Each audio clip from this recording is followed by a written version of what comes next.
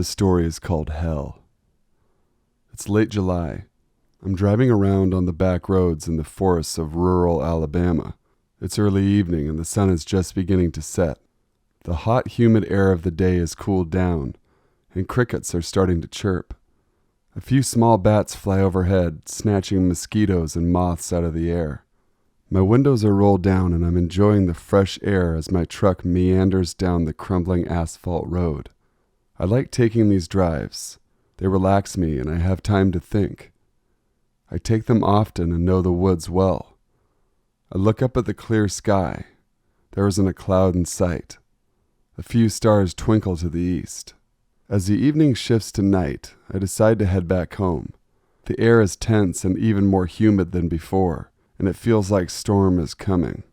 The deep rumble of thunder from many miles away reaches my ears, and the chatter of the woods lessens. The storm is far off, and I feel no rush to get home. I still have time to enjoy nature. The stars are so beautiful. A massive splat hits my windshield, and then another, and then another. I'm startled by the noise, and soon I am engulfed by a downpour of rain. I can't see 5 feet in front of me, so I pull off to the side of the road, roll up my windows, and wait for the storm to pass. These showers usually last 15 minutes anyways. I'll be out of here soon. I swear I could see the stars clear as glass only a minute before. I don't dwell on it though. Summer weather in Alabama is unpredictable. Lightning splits the sky above as I wait. I'm still sitting in my truck after an hour of heavy rain, and the storm shows no sign of letting up. Lightning pierces the cloud cover again, illuminating my surroundings. I can see about 20 feet in front of me for less than a second, and I get a glimpse of a figure at the perimeter of my field of vision. Darkness. The steady beat of rain on my truck continues. Another flash, and with no figure in sight. I'm tired now and starting to see things. This storm can't last too much longer, but the sky keeps emptying itself upon me. Not 15 minutes later, my truck shifts in the ground, which is now made of mud. I'm awoken from the light nap I had been taking and look around. The rain presses on, and the darkness is dense. I prop my elbow on the car door and rest my head in my hand, planning to try to get some more sleep. The car was just settling into the newly softened ground. It is impossible to see the sky. The bed of my truck dips and slams into the ground, and the cab jumps into the air. My head flies forward and meets the steering wheel. As I lift my head up, the cab falls back to the soft earth, and my head again hits the steering wheel. I do not know how long I was unconscious, but I wake up with a splitting headache, and my whole face feels wet. At first, I think the rain has somehow entered my truck, but the dark liquid on my steering wheel seems to be blood.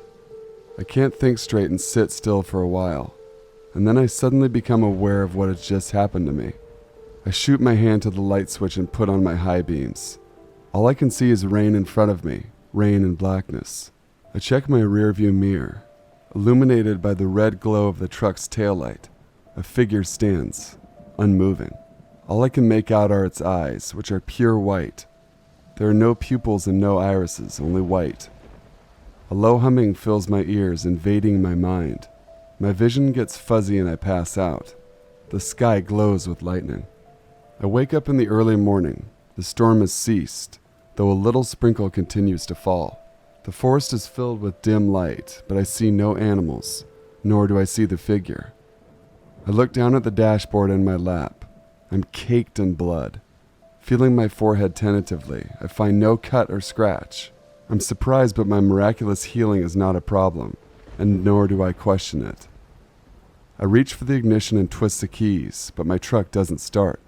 I'm not shocked. It seems my only other option is to walk to the nearest gas station, which is nearly 30 miles away. I swing the door open and step out into the morning air, which is cool and fresh.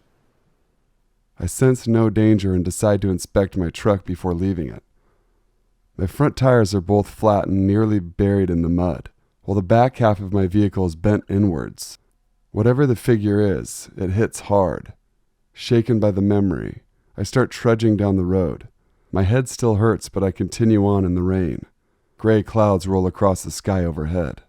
It is lighter now, and the rain has turned into mist. I've walked a mile or so from my car, and am standing in front of a deer. It is lying on its side, and its organs are strewn across the road. The foul iron smell of blood hits my nostrils, and I start breathing through my mouth to avoid the stench. At first it appears to be roadkill, but I see no glass or scrapes from collision with the car, and no other part of the deer is damaged except for the torso, save for the eyes, which are pure white. I squat to get a better look at the deer.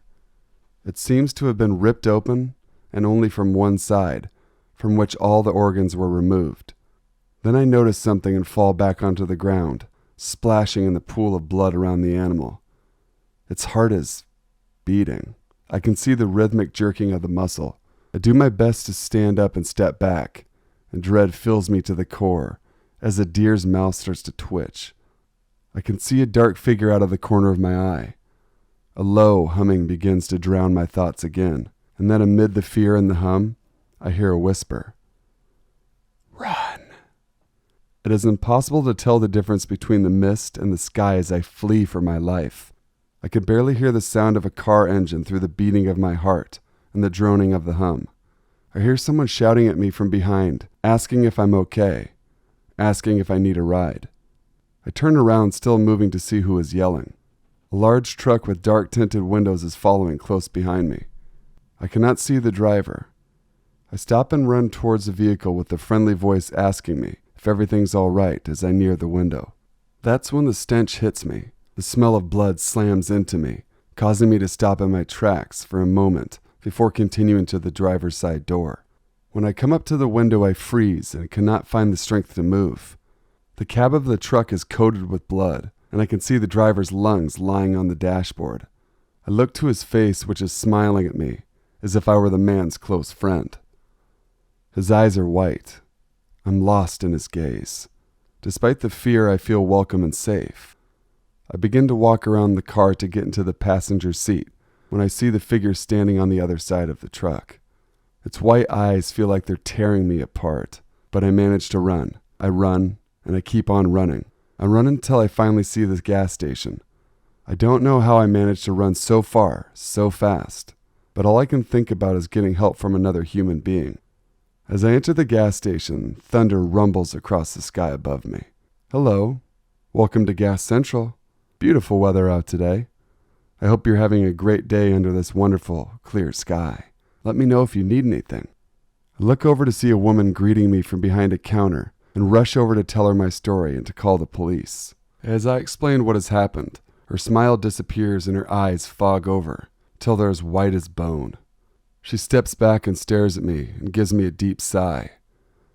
The foul smell of blood reaches me, and the humming starts immediately after. Suddenly, I'm covered in blood, but not my own. The woman's insides cover the counter and floor, and her body stands before me, opened up. I can see her spine as well as her beating heart. I see the black hand of the figure rest on my shoulder. I do not have time to run. Rain starts pouring from the sky outside. Hello? Welcome to Gas Central. Beautiful weather out today. I hope you're having a great day under this wonderful, clear sky. Let me know if you need anything. The woman is smiling at me as my eyes begin to fog, and humming drones out of all my thoughts and emotions. My fear disappears as a sweet smell of iron floats through my nostrils, and a growing pressure in my chest releases. I smile back. The air is warm and the blue sky shines bright outside. Hell.